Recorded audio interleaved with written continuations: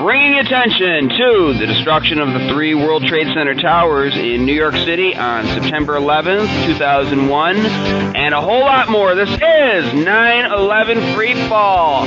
Hi everyone, this is Andy Steele. Happy to be back for yet another show. Today we'll be interviewing Jeff Rousseau, the guy behind the new club at Arizona State University having to do with discussion of 9/11 science. So stay tuned for that. Now, if this is the first time you're tuning in, this show is about 9/11 truth, 9/11 science, and the folks doing what they can to expose the fact that the Twin Towers and World Trade Center Building 7 were destroyed in a pre-planned controlled demolition.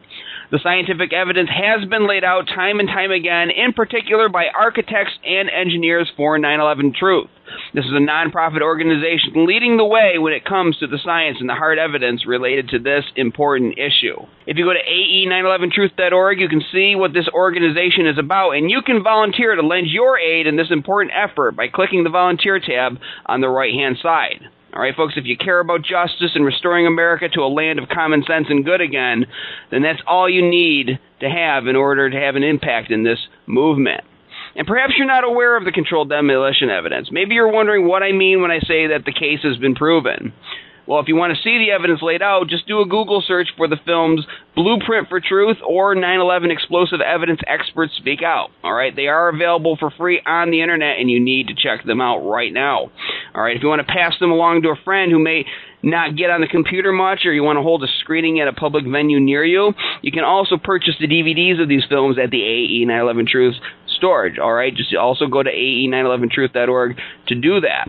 And there you can buy a pack of DVDs at very affordable prices to hand out on the street or to friends. And it's not about making money, folks.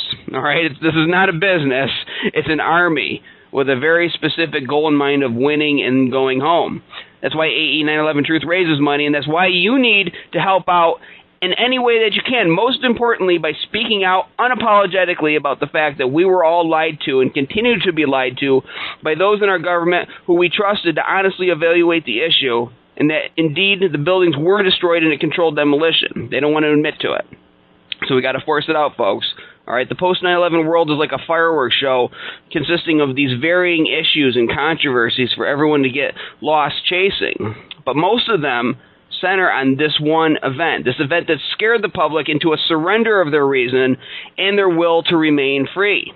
All right, we need to break the programming by exposing this event because the case has already been made. And the public only needs to know that it's okay to acknowledge it. And the more people who do acknowledge it, the closer we are to facing reality as a nation. Again, that's ae911truth.org. Go there right now. All right, folks, this is the first recording of a 9/11 Freefall episode to take place after our latest national tragedy and source of controversy, that, of course, being the bombing that took place at the finish line of the Boston Marathon on April 15th. Just like 9/11, Americans witnessed terrifying images of destruction and death, and a national drama was delivered to us all via cable news, culminating with the capture of a 19-year-old suspect in Watertown, Massachusetts on Friday, April the 20th, happening, of course, during prime time when everyone's home from work and watching the tube. His older brother, the other suspect, was killed earlier that day, apparently. Now, though this show is independent of architects and engineers for 9/11 Truth, and therefore doesn't speak for that organization, I still maintain the mission of keeping the spotlight focused on the destruction of the Twin Towers and Building 7 on 9/11, while still allowing myself and the guests a little breathing room to occasionally comment on other issues related or similar to the 9/11 crime. So I'm not going to talk, at least on this show, about the Boston bombing crime itself or analyze the details of it, but I am going to comment on the disturbing actions of law enforcement and government in the pursuit and the apprehension of the still living suspect, because it is a symptom of what we call the quote-unquote post-9/11 world, and it's an example of why the mission of exposing 9/11 for what it was is so important. Now, initially, the suspect in custody was not read his Miranda rights, and the justification given for this was that there was some kind of unspecified public safety risk, so therefore, even though he is a U.S. citizen and entitled to all the protections of our law and of our Constitution, regardless of what he's accused of doing, he was being denied it because of an open-ended, ill-described threat. as of today, when this show is being recorded, the White House announced that he will be tried as a citizen and not as an enemy combatant. My guess is because of the public uproar over this. So I assume that means he will be Mirandized. But notice, though, this initial attempt to classify a U.S. citizen as an enemy combatant. And you can see this sort of evolution, or de-evolution, if you want to properly describe it, of our justice system as the justification for suspending rights after some event expands closer to home. All right, you notice now that it is a foreign-born citizen at the center of this event, sort of like a missing link between justifying police state apprehension of foreign people after 9/11 and native-born Americans after the next big event in the future. All right, because that seems to be within the next step we're inching towards. And I'm not saying this to comment on the suspect's guilt or innocence, but simply making a factual observation here. And one of the officials at the center of this, vocally and proudly defending the initial decision to withhold the suspect's Miranda rights, is, of course, Senator John McCain, who we talked about last week on the show with Blair Gadsby, a great activist there who held a hunger strike out in front of McCain's office in Phoenix back in 2008. Now, Senator McCain, of course, couldn't tap into his common sense to answer a simple question of mine about whether fire can cause a steel frame building to go into free fall acceleration for 100 feet without the use of explosives. This was, of course, despite the fact that he has openly spoke out against people asking this very reasonable question, and he claims to speak for the truth about 9/11. And I'm learning more and more as I talk to more people that he's been briefed on this issue. He knows the facts, or at least he should. Now, add to that, we now have video of police going door to door in the manhunt for the suspect, forcing people out of their homes to search their houses in Watertown during the search. And I don't have to go tens of thousands of dollars into debt to a law school to ask the simple question here: where is the Fourth Amendment? All right, some people debate about whether the searches were voluntary, which it doesn't seem they were from the video I saw. But given the mass peer pressure generated by this government and by our corporate media, the average person who opens the door and finds an army of stormtroopers outside there on his porch isn't going to feel secure in saying no. All right? Would you feel secure in saying no? And I tell you what, I see people arguing and justifying this, but I'm afraid that this isn't far from justifying concentration camps. Okay? It's not far off. And that's not to sound alarmist, but, at what point do you draw the line? And this is all a symptom of the post-9/11 world. So, folks, regardless of how you feel about the Boston event or the guilt or innocence of the suspect, this should all bother you, what you're seeing played out, all right? Given the fact that we were lied to about 9/11, and that the lie is as big as it is. I mean, this is not a minor detail, folks. They brought down the buildings in a controlled demolition. That's just not some minor little thing that you can let pass. I shouldn't even have to state that. All right? This should highlight the importance of exposing this event for what it is and the need to restore law and order back here in the United States. And Building 7's controlled demolition can't be denied by anybody who thinks logically or who isn't outright lying to you and participating in a cover-up. The evidence is too obvious. And because of the work of people like you out there talking about it, more people are vigilant now, and they are asking the proper questions when new events occur like this one that we just witnessed. So we need to keep that pressure going and keep the information war on the 9/11 front going just as strong as on other fronts. So keep fighting, folks. Keep speaking out. All right, we have an update on activist Tony Rook and his battle with BBC over his refusal to pay his license fee because of its support of terrorism with its attacks on 9/11 Truth and its one-sided coverage of the issue. If you want to learn more about this topic, you can listen to my interview with Tony Rook a month or so ago in our archives at 911freefall.com. But at ae911truth.org, we have this article titled, BBC Court Case Results Ignites New Push for 9/11 Justice. As part of his continuing effort to expose the public to 9/11 Truth, Tony Rook is working on a new documentary that chronicles his legal battle against the BBC. It's going to be called Incontrovertible. And according to Rook, the primary goal of Incontrovertible is to motivate people to follow his lead. And he said this in the article: "It's a film that we hope will encourage others to do the same." All All right, anti-terror laws are global. Just as we utilized the British government's own legislation against them, so too can Americans, all Europeans, and anyone in the world who doesn't want to let the 9/11 lies carry on anymore. And this goes along with what I said, is we need to get out of this mentality of feeling that we're somehow on the outside. We are the defenders of law and order, and we will use that law in our justice system to expose this lie. So I wholeheartedly agree with Tony in this approach. Now, for the film, Rook is assembling a grand jury of retired police officers and judges to view the same 9/11 evidence he planned to present in court. And they will then hand down a verdict. And, of course, it'll be non-binding, but it will make an impact. And you can find out more about the film and support its production by going to killingantifilms.co.uk. killingantifilms.co.uk. I guess BBC's nickname was Anti, so that is where that URL is coming from.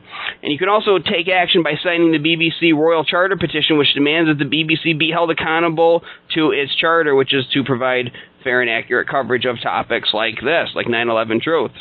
Go to ae911truth.org to read that article.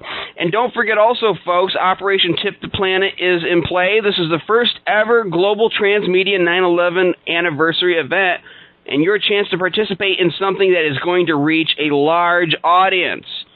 All right, you want to have an AE 9/11 Truth message on a bus or a billboard in your town? Well, you can get the matching funds to do it by participating. And it's going to be a major strike in the war of information for this important issue. And I guarantee you people listening to me right now out there have imaginations, big ones, have really creative minds on how to get this message out and where you can paste this. I always say a billboard or a bus or a movie theater, but there probably is an idea that you're thinking of that I'm not thinking of. Well, you'll have a chance to do it, and you can get, like I said, get the matching funds to help you implement your vision. So to find out more about it, of course, go to ae911truth.org. You can also listen to my interview with Richard Gage and Laura Cattleman in the archives at 911freefall.com to get more details. Just look for the episode titled Operation Tip the Planet. And, of course, if you go to ae911truth.org, there's a banner with Ed Asner on it, too. You can click that to read about it. At 9/11 Blogger, we also have this: North Texans for 9/11 Truth at the Resist Tyranny Expo. And you can see it right there. We've got two volunteers with Architects and Engineers for 9/11 Truth banners at a table at this special event. And the article starts, the North Texans for 9/11 Truth group had the opportunity to participate in the Dallas area Resist Tyranny Expo, giving away DVDs and literature to the hundreds who turned out at the all-day event held on Saturday, April the 13th. The Resist Tyranny Expo, hosted by the Constitutional Defenders of Texas, was designed as a unifying event to provide a venue for people to get together and exchange discourse on constitutional freedom and promote an environment that encourages awareness of the pressing issues that face our country today. And this is a great idea because it's reaching out to other groups. I've always thought of reaching out to groups like the Oath Keepers. And regardless of where you stand on issues like gun control and things like that, 9/11 Truth is an issue that unites us all. So the next time that you go to your Oath Keeper group, or the next time you go to your environmental group, bring 9/11 materials with you, because again, so many of the issues that plague us do fall in this one event. And one idea I thought we should try to employ within the 9/11 Truth movement is to have a Craigslist for 9/11 Truth activists, meaning that if somebody wants to do some kind of tabling at an event, if somebody needs volunteers for a certain activity, you can post an ad on there and get people to see it and possibly volunteer, and basically be able to network with people. And we do have that to an extent already with the social networking world, but it needs to be focused just on this one particular issue where people can draw on each other, the resources they need to try to be able to make a difference in their communities and in communities far away from them too. Think about this. Let's say you hear about a firefighters convention in Denver, Colorado. Well, you have the idea that somebody should go to the firefighters convention with Architects and Engineers for 9/11 Truth DVDs and hand them out. Well, you find volunteers in that area and call out to them. We do need to have some kind of resource like this. So if you're listening to me out there, you know how to do computer programming and build social networks, build one. Make it. Just don't wait for orders from headquarters. Just go out and make it and advertise it and send it into 9/11 Freefall. Or send it in to me at freefall911truth@gmail.com, and we will talk about it. We'll even have you as the guest to promote it. So I'm putting the free idea out there. But yeah, these guys went to this expo, and you can do things like this too. Just get the DVDs, the banners at the Architects and Engineers for 9/11 Truth store, or if you kind of light on money right now, make your own. The important thing is to speak out and reach out to as many people as possible. Okay, what we're going to do now is what we do every week. We're going to take about 10 seconds of silence to remember the victims of 9/11 and their families and everyone who has died in the wars of the post-9/11 world. We'll also include the victims of the Boston Marathon bombing in this week's remembrance, too. So we're going to take those 10 seconds right now.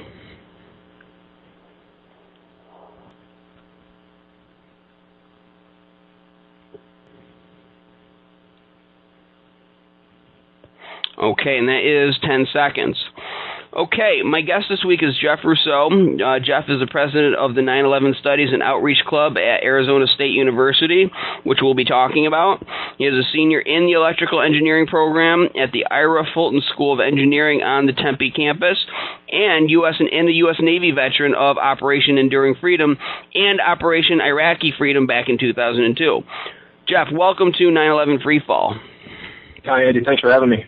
Well, thank you for coming on. Now, we also, just a note to the audience, we had scheduled Bill Swayze, who was the faculty advisor for this club. Unfortunately, he was unable to come on at the last moment due to a personal situation that came up, so we want to acknowledge that. And there were some points that Bill wanted me to raise on this show, so I will be doing that later. But we have Jeff with us, and I guess you are the leader of this. Now, before we start talking about the club, I want to ask you, we always ask our guests this, how did you wake up to the 9/11 controlled demolition evidence, and what prompted you to take action?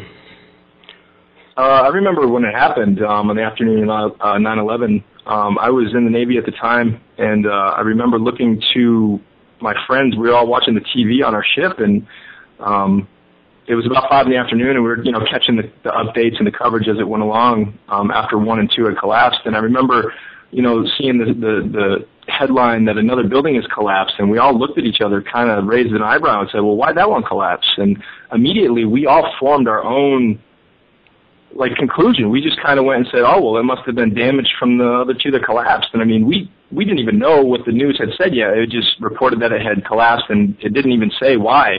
While we were already forming our own, oh, well, that's what must have happened. It must have been damaged, and that's kind of the way it went. So I remember I was honorably discharged in 2004, and from there on I was doing school and whatnot, and I'd be at dinner parties and things like that, and I'd say, hey, did anyone ever follow up on why that building 7 collapsed? And people go, oh, that's interesting, yeah. And I remember my uncle right away, oh, you're crazy if you think it was anything other than fire or damage, and it's whatever. So further looking into it, it never made sense to me ever. And I always wanted to follow up on why did a building that wasn't hit by a plane collapse? And I didn't know it had collapsed at freefall at the time. And, I was sold that a plane could take down a building, because it crashed into it and the jet fuel melted the steel and everything else. I was sold on that. And, so I was really, concerned that this building had collapsed. And, I'm an engineering student. And I mean, that's of great importance to people like me. We want to build things better and better, not, kind of just let things fall apart, because of some collateral damage. So anyway, I looked into the issue more and more, and finally I came across the Architects and Engineers for 9/11 Truth. And that was really where I kind of, got some solid, fundamental, physical discussion about it. These are professionals. These are, structural engineers talking physics, and I understand that language. I mean, this is all mathematical. And, for that building to fall the way it did, you would literally have to highlight and delete the first 100 floors, the bottom 100 floors, to get the roof line to fall in free fall for 100 feet. And that's really where, my interest peaked, and then I was sold that this is something's not right here, and somebody demolished that building, and there's no way you can get me to see it any other way. That building was controlled demolition. what I find interesting in what you're telling me is that you were suspicious from day one, and it didn't take any other people to kind of grab you by the arm and point to Building 7, like it has with so many others. Because I think for a lot of people, the day was so chaotic that this building just kind of fell in the background in the background chatter of everything else that's going on, and you just kind of people were just saying, "Oh yeah, okay, a fire must have caused that, right? You know, this is terrible." But you were questioning it right from the start on your own, and it didn't sit right with you. And then you found the architects and engineers for 9/11 Truth information and concurred with their findings. It sounds like. Yeah, I had heard some of David Ray Griffin's information about it, but in the early 2000s, 2003 and 4, and it was still kind of, conspiracy theory, this and that, and okay, how much weight do you put on that? How much of your day do you take out to entertain a conspiracy theorist? And, at the time, it was just like, okay, whatever, these guys got nothing else better to do, blah, blah, blah. So anyway, I, in my own search, kind of came around to it, and then when I really started listening to architects and engineers is when I really started to get some, professional, just insight into, kind of what I had seen happen versus what I was told happened, Right. Now, and we've talked to people similar to your background. We had John D. Natali on a few weeks ago, who was a veteran. He was also an engineer. You're an engineering student, and you were also a veteran. Now, as an engineering student, putting that head on for a minute, what do you observe the reaction of other students to be when presented with this evidence? Well, first, do you talk to other students about this, and then what do you observe the reaction to be?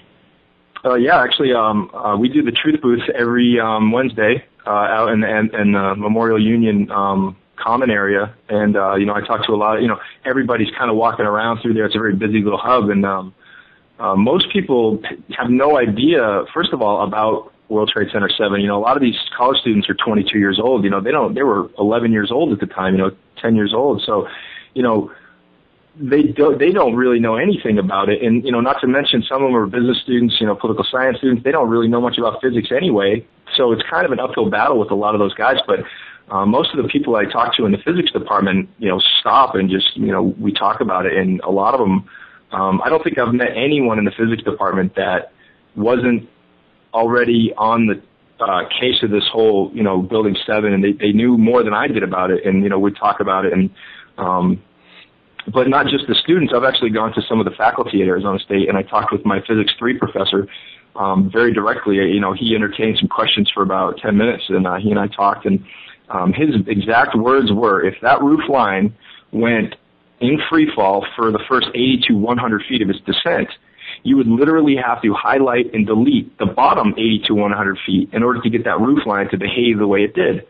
And I said, well, do you want to look at the Architects and Engineers for 9/11 Truth 15-minute documentary? And he said, no way. I'm all set. I've got, all this research I'm doing. He's like, I'm barely, listening to you now. It's like, he said, it's very hard to believe what you're telling me, even though I don't want to look into it any further. He says, it's very hard for me to believe what you're telling me is true, that this building did fall in free fall because of fires fueled by office furnishings. He was very clear about that. It's like his exact words were, you're pulling my leg here. There's no way. It's very, he's raising his eyebrows and everything else. I mean, unfortunately, he didn't have all day to sit and talk, physics with me, but he did give me 15 minutes, and we did talk about it. And those were his exact words, that you would have to highlight and delete. And that, fires can't do that. Fires can weaken steel. Sure, I'm not going to say that fire did not weaken that building. I'm not going to say that. But what I am going to say is for it to completely eliminate 100% of its structural core all at the same time at all four corners of that building, all the columns of that building had to be severed at the same time in order for that to collapse the way it did. And fire is an asymmetrical event that caused a near perfect symmetrical descent into the ground, into its own basement through the path of most resistance. As if there's nothing there. It's collapsing on itself with no resistance. I mean, that is impossible. It's impossible for fire to do that. It's impossible with fire. Explosives could do that. Explosives could most certainly explain, that behavior. Right, and listening to you, and you're talking to this professor, and it's interesting. Obviously, he's got the knowledge, but it runs into the same barrier as people applying unscientific factors into their own internal dialogue, and that is, I just can't believe that they would do that. When I was reading a book earlier in the day, I just got it in the mail. I heard somebody recommend it, but it's called Four Arguments for the Elimination of Television. It's written by a guy in the 1970s who was seeing television come up, and he was seeing these trends in society. But one of the things that he mentions very early on in the book is the deferment of people. This is what he saw resulting, is the deferment of people's reason to the words of so-called experts, and the fact that you have just a small group of people controlling the shared experience of the masses. And so there's certain things, like I'm not an engineering student. However, I have common sense. I can watch Building 7 fall, and I can know that doesn't sit right, that fire can't cause that. And so what you have now is... Said that. I mean, I've had plenty of students say, I don't know anything about physics, and I can tell you that just doesn't look right. I mean, that's a steel frame skyscraper, Right, but then popular mechanics can come up and give you some verbal wizardry. They can take a glorified gossip columnist and portray him as an expert, and as long as they control the message, control the way it's presented, they can try to they can bedazzle the public. And it's funny to hear a professor say this, and when you present this, and this is not something that you're thinking or coming up with. This is acknowledged by National Institute of Standards and Technology when David Chandler forced them to admit that at their technical briefing. So, with that as a fact, and this is why we learn the logic puzzles in high school, in high school math. All right, this is a given. This is a fact. 100 feet of free fall. All right. Now, if A, then B, with what your professor is saying, so the natural result is that there has to be explosives. But the problem is that we have gatekeepers, we have wizards behind the curtain that are polluting the basic common sense argument with a bunch of just a bunch of emotional strings that they pull. Well, like, I can't believe they would do that. It's pretty ridiculous. To give you an example of the kind of mentality we're dealing with as far as NIST goes, I have this frequently asked questions brought up with NIST, and if you go to it's Dr. Stephen Jones from BYU. He has this document called 14 Points of Agreement with the Official Government Report of World Trade Center Destruction. And one of the most interesting parts about reading that is that there's a NIST representative speaking with this reporter Jennifer Abel, and Abel says, what about the letter where NIST said it didn't look for evidence of explosives? And then the spokesperson from NIST says, right, because there was no evidence of that. And then the reporter says, but how can you know there's no evidence if you don't look for it first? And then the NIST guy says, if you're looking for something that isn't there, you're wasting your time and taxpayers' money. I mean, this is the mentality of the people that we assigned to do this job, to do this research. And they're saying, well, why look for it? We don't need to look for it. We're wasting taxpayers' money. It's like, no, you're not. You guys were tasked with looking for everything. I'm sorry? Yeah, it's circular reasoning that they're applying here, and it doesn't make any sense, but they present themselves as authorities, and people just assume that their government has their best interests in mind, and they defer to quote-unquote experts. But when you see Shyam Sunder stumbling and bumbling when David Chandler asks him about the free fall and gets him to admit it, then you know that you have a problem here. You actually see them for what they are. And so, and again, it's moments like these that really make people stop and take notice. What made me stop and take notice, when, this wasn't what woke me up at first, but there was an initial skeptic period that I went through, like anybody else who thinks about this logically. But it was Stephen Jones going on Tucker Carlson's show on MSNBC and asking him to show Building 7 falling, and they refused to do it, and they were very obvious in their censorship of it, almost acting like it didn't even exist or something. So it's reactions like this that almost let the mask slips from their faces, and it becomes unscientific, and you see them for what they really are. They're gatekeepers, and they're showmen. I agree. Now, I want to ask you. Oh, go ahead. Oh, I was just going to say, I think it's very interesting what you just said, but I don't agree with you in the sense that everyone in the media is the gatekeeper and the wizardry, smoke blower of sorts. There are a lot of people out there in the media that are still trying to get these stories out, this information out. If you go to Press for 9/11 Truth, that's the press media for 9/11 Truth, there's a lot of patriots out there trying to get this story, out there. But, unfortunately in the corporate America world that we live in, the editors work for the corporation. They're not journalists. They don't care. They're just trying to sell newspapers. They're just trying to sell articles. They're not about to, sell something that could possibly be damaging because, all these years they've been posting, everything else but this truth, the truth of this case. And, now all of a sudden, how are we going to go back and say, we're completely discrediting ourselves? We're not going to do it. We're going to start, we're going to lose our credibility. And along the same lines that I don't agree that everyone in our government is corrupt and everyone in our government did this. I do believe a few people may have done it in our government that may have been involved, that may have looked the other way. To what degree, you want to go there. I don't, there may have been some government involvement. I'm not going to say everyone in our government did it, and I'm not going to say all the media is against it. I think there's a lot of people that get that, they talk in extremes in the sense that, the government did it. The media is covering it up. It's like, okay, there's still good people out there really working hard to get this to push forward. And those people aren't alone.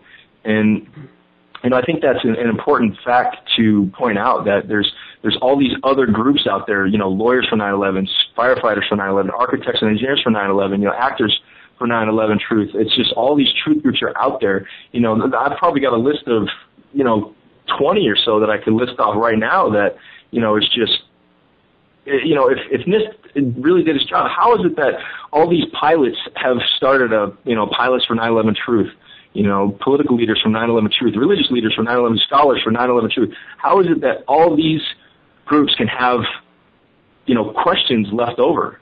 And I'm not a pilot, but, I can tell you that I watched their documentary and it was phenomenal and it's just fantastic information. And I would have never known that had I not watched it and looked into, okay, what are the pilots saying about this? What are the media saying about this? These media professionals for 9/11 Truth, these people are out there really trying, just like the architects and engineers, they're trying to combat this on their level of knowledge and their, profession, Right.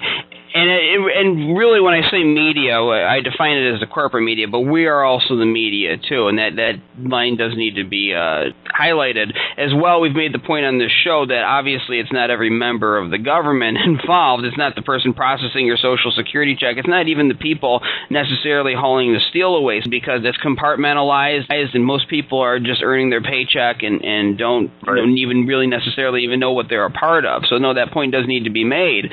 Now, I want to ask you this. As an engineering student, what do you think the implications are of this cover-up? Meaning, if this evidence continues to be covered up and doesn't get exposed, and 9/11 it's exposed, but if it's not widely recognized for what it really was, what kind of impact do you think this will have on the future for engineering professionals in general? I mean, you can't suppress these questions forever. I mean, eventually a future generation will have to deal with this. And fortunately for the guys responsible and the people that haven't been caught, it's great for them because they'll be long gone, by the time this really does see its day in court. I can just hear a bunch of skeptics now saying, oh, you're interviewing a student. He's just a student. He's one semester away from his degree. What does he know, right? I mean, I'm not trying to discredit myself by bringing this up, but I do have one semester left of school. I've passed all the math classes and physics classes that engineers would take and do take, that do have their degree. I just have, a few tech electives left. I really do feel like I have, some knowledge of what I'm talking about here. I'm not just, some crackpot student. But it's my fellow students and myself that are really trying to make sure this gets taken care of now and not pushed, for a later generation to deal with. We don't want this to go to sleep. This is, a lot of people come up to me and ask me when we're out doing the Truth Booth on Wednesdays, they say, why do you care? What are you out here doing? Like, what's the point? Like, what are you guys trying to achieve? And we're really, we're trying to get the truth out. about this. This, they says 10 years ago it's over, it happened, there's nothing you can do about it, and it's, I disagree with them. I think, there's a lot we can do about it. We can reevaluate this whole situation. There's 10 years of evidence to the contrary of the official story presented at the Toronto hearings on the 10th anniversary of 9/11 in Toronto. It's the first international outing of the whole event, and it's really, I'm so fortunate that they did that, and part of their mission was to make sure that, okay, is it disrespectful on the 10th anniversary to do this? And a lot of them were saying, no, it's not disrespectful. This is actually the most important thing we can do, because this cannot go down in the history books the way that Fox News said it did. And the funny thing about what I just said is that most people will tell you Fox News is kind of like Wikipedia. It's like, well, you better check it again and back it up on there, because, it's not the most credible source. Everybody seems to know that. But you talk about things like 9/11, and they're, CNN, Fox News, ABC, these guys said it. It must be true. I mean, I really ask everyone out there, all your listeners, if you're a non-believer of the unofficial story, which is what we're talking about now, which is everything but the official story. If you're a non-believer, ask yourself how much other research besides, what you were spoon-fed on Fox News on, 9/11, how much other research have you done to verify that that's true, to follow up, to read the 9/11 Commission report, to read, all these other just periodicals and just really follow up on it is basically what I'm getting at. Like, ask yourself and be honest. Like, you probably haven't done much if you really stick to the official story. I know there's a lot that can be debated out there. There's a lot that, you can say, well, the temperature of steel melts at this and, blah, blah, blah, and maybe 50% of the steel weakens at this temperature and blah, blah, blah. But, you can't argue with the fact that all of the steel completely lost all of its strength all at the same time because of an asymmetrical event like fire in one corner of the building. And sure, it might have burned through part of the building here and there, but that a steel frame skyscraper is a giant heat sink. You don't need to be a structural engineer to know that. It's metal, it's steel. You hold the torch to it, it's going to disperse the heat out away from, the rest of it's going to warm up, accordingly. That's the laws of thermodynamics. It's not just going to melt right where you touched it. It's going to spread out, and the rest of it's going to get hot as well. That building is a giant heat sink, and for everything to fail all at the same time is not arguable. You cannot argue that. Now, and also, too, I wanted to comment on the implications for engineering students. Not since the days of Galileo has scientific truth been so politicized. I mean, science is science. It should be based on well-tested, well-proven facts, such as Newton's third law and things like that. But what they've done now is they've warped reality to fit a political agenda. And I remember my first year of college, I went into for journalism, not even because I really even wanted to be a journalist, but I had to do something. I took the class, and I had a professor who was very prophetic in what he said was going to happen with the internet, but also, too, was giving a very realistic picture of what the media was turning into and what we would ultimately have to do once we were in there. And basically it was to become like what you see with Fox News, with even MSNBC, all of the networks, to bend news for a certain agenda, and that was not something I wanted to be a part of. And so now, taking that away from the world of media and applying it to science, to engineering, to physics, this is going to have an impact on people's future. And if you go into these professions thinking that you are going to, to be standing for truth and for what is reality and facts, you need to take a second look, and you need to expose this issue, because when you give way to political agendas in science, you are essentially giving up your freedom, your intellectual freedom, and your freedom to speak for what is apparent and what is right in front of you. And I know that's not what young people want to be a part of. That's not what when they're kids, they want to be scientists. They want to do it because they want to speak for truth. And before they become cynical and adults, and they're having their paychecks depend on what their sponsors are wanting them to say. This is what they want to be, and if we're going to preserve our republic, we need to expose this. I just wanted to get that in there. Now, I want to make sure that we talk about your your club here that you're starting at Arizona State. So tell our audience about it and how you came up with the idea and how you pursued getting it put together. Yeah, actually, I remember getting a call from Steve Cohn, who was the AE 911 part of the college outreach program for AE 911. He called me up out of the blue. I had filled out some interest on the website. I signed in and said I was interested in staying in touch with you guys on the AE 911 website. And he contacted me and said, hey, I'm not a student at ASU or at Arizona State University, but I would like to say, if you're interested in starting a club, I can help you with that and I can point you in the right direction as to what to do. And I said, Steve, I've been, you couldn't have called it a better time. I wanted to start a club about this and get this information out there so bad. And, he and I talked for probably an hour, and I'd never met the guy. He called me on the phone, and, we talked for a while, and he said, you can start the club. Here's what we need to do. I can help you out. And so he and I just kind of worked hand in hand on that and went off and took off from there. He's kind of a unspoken co-president, in all that he does, and he's a great partner to work with in all of this because he's very dedicated and, he's always there and working hard. So it's good to have people that are very hard workers at this, to be out there helping, especially in the college outreach program. It's a success as far as I'm concerned. I'm living proof of that.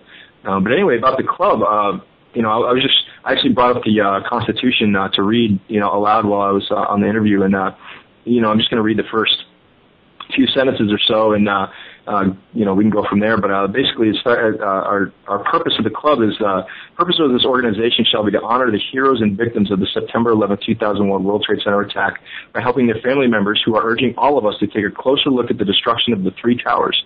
We shall evaluate the emotional, financial, political impacts of the incident on college students today. We shall analyze and discuss the official accounts of what happened, as well as the large body of evidence that has been revealed by independent researchers, which has called into question the accuracy of the official narrative of events, especially the evidence for controlled demolition of World Trade Center Building 7. We shall educate students, faculty, and the general public through outreach. We invite distinguished guests to represent the evidence and research, including, but not only limited to, professional architects, engineering, chemistry, physics, firefighters, constructions, and explosives. We will promote open discussion about 9/11 research on campus, in the media, and among our leaders in government. And that's basically our main statement that we're all about. So basically, it's people you can discuss these ideas in an open forum without fear of being shouted down via the cable news way of debating. And I talked to Bill Swayze. He's the faculty advisor. He's an instructor at Arizona State University who couldn't be on the show today, but he wanted me to talk just about his outlook on it. And he likes the idea that it's about the free exchange of ideas at a state-supported college campus. And he says this. He said, as long as I've been an instructor at Arizona State, I've known that the university is all about academic freedom. This is the free exchange of ideas without suppression by those who operate the university. This is the policy in all of the classes offered at ASU, and there are numerous examples on campus pointing to the free exchange of ideas as being the most effective way to explore particular issues, including what is taught in ASU's diverse classes. And he also writes, academic freedom has a relationship with tenure granted to professors at ASU. Even though we hear occasionally someone might call for an instructor's removal due to the topics, points of view, or even the advocacy of certain positions taken as regards the subject matter in classes, academic freedom requires that the professor be protected in his opinions, advocacy, or even the subject matter exposed to the students. And in the case of someone calling for a professor's removal, isn't that just someone who happens to take the opposing view from that particular instructor? And this was an issue that Kevin Barrett dealt with at his university. So that's the reason that's an important point to make here. Professor Swayze also makes this point. It says, if you can't say it on a university campus, where can you say it? Right. And campuses and universities, at least growing up, and that's what I was taught, is that it's about the free exchange of ideas, different ideas, and that's what it should be about. That's what education should be about. And your club is all about free exchange of ideas on this important issue. So you take people from both sides of the debate, correct? Oh, absolutely. Even though it's hard to find people that really want to stick to the official story after we tell them, about World Trade Center Building 7, because I had one guy get in my face and he said there were 2 towers that collapsed that day. And I was like, no, did you hear about the 3rd tower? And he repeated himself, with a little more force the next time. There were 2 towers. And I was like, well, okay, here's our pamphlet. It's from Architects and Engineers for 9/11 Truth. It's about the 3rd building that collapsed, later on in the afternoon. You probably don't know about it. It's okay. Here it is. And, he and I talked about it. And he says, I'm a business student. What do I know about physics? He said, this is amazing. I'm going to go home and look this up myself. Thank you for the information. And he walked off. It was really like, wow. I just really broke through this one person, and maybe that's all it will ever take. One person at a time. Well, and I just want to clarify. So, is this about discussion, or is there's also outreach involved with the club, right? The club's really new, actually. We're only about 4 weeks into it, and as far as outreach goes, the Truth Booth on the MU campus common area is really what we're doing for outreach. But we have an agenda, a short-term and a long-term agenda. The short-term agenda is just for keeping the Truth Booth alive at the MU and doing the flyers and the education in that regard. But then the long-term goals is to really talk to public officials and get the word out to the local firefighters and local police force, and really have a backing in that regard. And really, I've told everyone in the group knows that I'm willing to go down there to Senator McCain's office, to the local fire department, the local police department, and really have the same conversation you and I are having now, with a little more brochures and things of that regard. Right. And so, what would you say to other college students who want to do a similar thing at their university? Go for it. Yeah, I mean, if you really believe that this was some kind of a greatest crime of the century, then and there's nothing really being done about it from your political leaders, get out there and rake some muck. Well, that's what it's all about, and it's funny. It seems like when I was growing up, and I make myself sound like I'm this old man on the mountain here. I'm only 34 years old, but but in the 90s, it seemed like it was all about at least superficially about issues, about deep thinking, about rocking the establishment, environmental groups, things like that. But it seems like, and maybe this is my observation, but it seems like with younger generations, interest in those things has acquiesced to basically supporting the status quo and really not even caring. And I don't want to speak for everybody. Obviously, that's there's exceptions to every rule. It just seems to be this trend that I'm noticing. So, how do you reach out to people who just don't care? Yeah, I mean, if you got any suggestions in that regard, that'd be great. Let me know, because it's difficult to talk to somebody who's 21 years old and, they were 8 at the time or 9 at the time. It's very difficult to say, hey, this matters to you nowadays because of X, Y, and Z. We've got, the Patriot Act is the first thing that comes to mind is, as you mentioned with the Boston bombing, detaining the one guy without reading his Miranda rights, I know a lot of people are going, yeah, hoorah, he doesn't deserve rights if he's, the one bombing people, F him, it's not gonna, he doesn't deserve it, go get him, make him talk, all these, pro, we got him type attitudes. But, if you think about it, terrorism is just, one man's terrorist is another man's freedom fighter. I know a lot of people have heard that, but, if you're out there trying to do something that you believe is right and you're not hurting anybody and you're really trying to do it, these people can really lock you up and put you away without any trial or due process. And, Susan Lindauer is an excellent example of that. If you ever read Susan Lindauer's or watch her documentary, she was held in quite some time because she was the CIA liaison to Iraq at the time, and she was trying to blow the whistle on it all. And, she really made it clear in her book, Extreme Prejudice, that, the Patriot Act was the perfect weapon against whistleblowers for 9/11 because we can wiretap them, we can hold them, we can get them off the streets without anyone even knowing about it. So, in one regard, okay, it's great that we got this guy in Boston who did the bombing. Okay, it's awesome. My hat's off to everyone involved in that investigation. But at the same time, here's this other, side of the coin where, this woman is a patriot, is a freedom fighter, and trying to get out the crimes that she witnessed and was held and detained because of it. And, it was only by sheer luck that she got out of there. alive, fortunately. So if you haven't heard about Susan Lindauer, check it out. She's a CIA liaison to Iraq at the time, and a very fantastic documentary from her. Very brave woman. Right, and I've put up an interview that I heard with her on the radio up on one of my YouTube channels. People can find that. Now, you talked about going to Senator McCain's office earlier, and I sent you, before the show when we were talking, a link to my question to John McCain and his answer. Yeah, I watched it. Can you talk about that, and also talk about your interactions that you've already had with McCain in relation to this issue? Oh, yeah, sure. I emailed John McCain back in 29th of January of 2013. So yes, back in January. And, in the email, I actually brought it up, but basically it's talking about everything we've been talking about. And, I was very clear in the email that, hey, look, I'm a president of the club at ASU. I'm an engineering student. I've done the kinematics behind the collapses. I don't need to explain to, and I said this in the email, I don't need to explain to a naval aviator what freefall means. I would hope I don't. I mean, this man was a pilot in the Navy.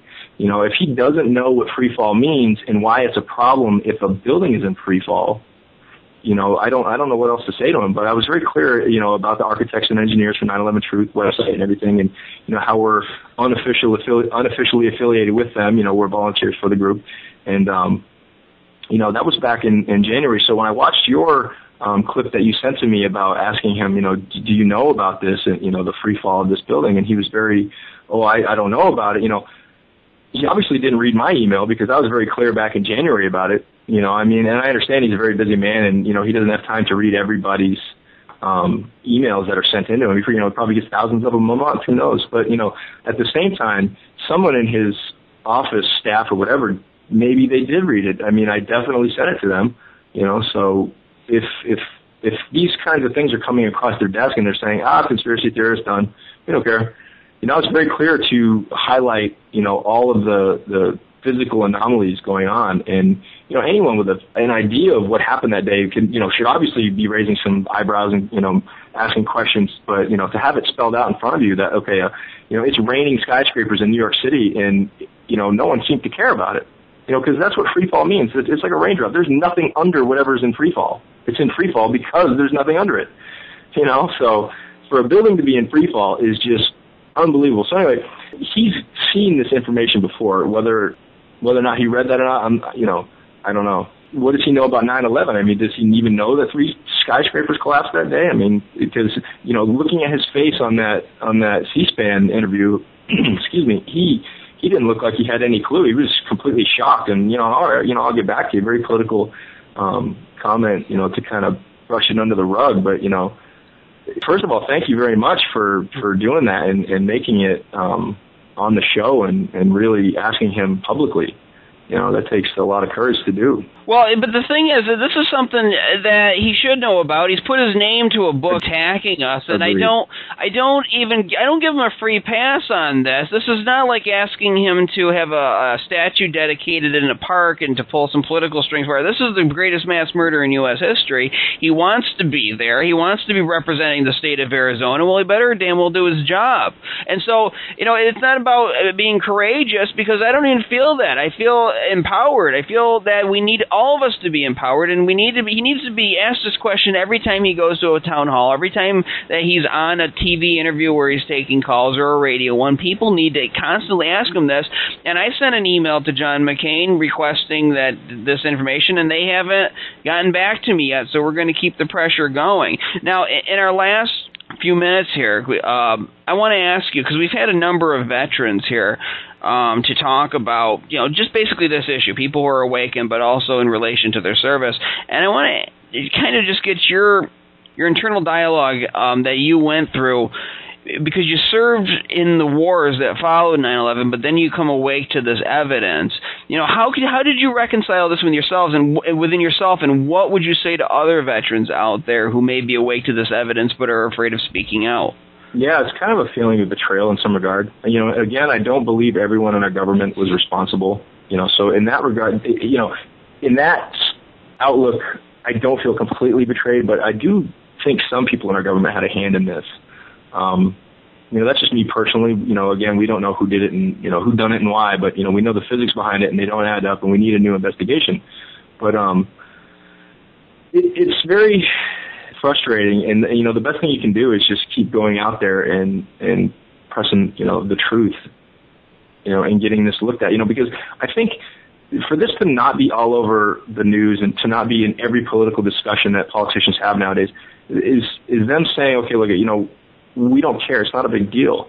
And if it's not a big deal, then maybe you had something to do with it. I'm going to go ahead and say that, because there's not total transparency behind everything on the government's end of this issue. There's not complete transparency. They won't release their computer simulation models. They won't tell you, this free fall is consistent with our computer modeling, but we're not going to tell you what we put for inputs, is basically what they're saying. If you watch Press for 9/11 Truth, George Bush and Dick Cheney refused to testify to the 9/11 Commission unless they were not under oath, in private, and together. That to me is not a total transparent investigation. There's not total lack of cooperation. Hey, I've got nothing to hide. I'll sit down and answer any question you want ever about this. I don't care. I've got nothing to hide. That's not really what happened. So right. That's kind of why what I'm saying is I think some people in the government may have had a hand in it. I don't know, but it sure does look like it. And it just seems, for all you other veterans out there, don't betray yourself. Get out and keep fighting what you enlisted for or signed up to do when you joined, was to defend our country. Because just because you're out doesn't mean you got to stop doing that. And for the guys that are in, I think it's important to recognize that some of our political leaders that are sending you to war may or may not have something to do with that. They may or may not have something to do with it. So. Well, and I think that people need to get past this idea, and I've said this several times in the show, I'm going to say it again, we need to get past this idea that politicians somehow represent America. Yeah, they're elected officials. They're humans. They're elected officials. They're not above the law. They have their own agenda just like the rest of us. So when they get in there and they want to do what they want, and if that just happens to be breaking the law, we should have to be able to, have the mechanisms at work that can say, hey, well, wait a minute, what did you just do? And be, I guess man and woman enough to stand up and say, hey, I think you're up to something no good, and I'm not above calling you out. Right, and when I think of America, I think of people like yourself. I think of Joe Camera, who's heading the Veterans Outreach team at AE 9/11 Truth. I think about people like Pamela Senzi. These are the people that make up the America, the real backbone of this country, the real people who are basically the pillars on which the John McCains, the Barack Obamas, the Lindsey Grahams stand and rely on in order to stay there. And I talked last week about Capture the Flag, that game Capture the Flag. Well, what they've done is they've claimed the flag for their own. Well, we need to capture it back for the people, for the reasonable people who care about law and order, who care about justice, and who care about being the country that we always claimed to be, the country that we were taught as kids that we were. And the secret is we really are good people at our roots, but we need to rise above these people who have claimed this flag for their own and claim to speak for the truth and to speak for the science when really they're not. They're just speaking for themselves and for their own agendas. Agreed. All right, well, Joe, we are out of time here on 9/11 Freefall. I want to thank you for coming on the show. Remember, folks, you can listen to us every Thursday night on No Lies Radio at 7 o'clock Pacific, 10 o'clock Eastern. This is Andy Steele saying good luck and have a great week.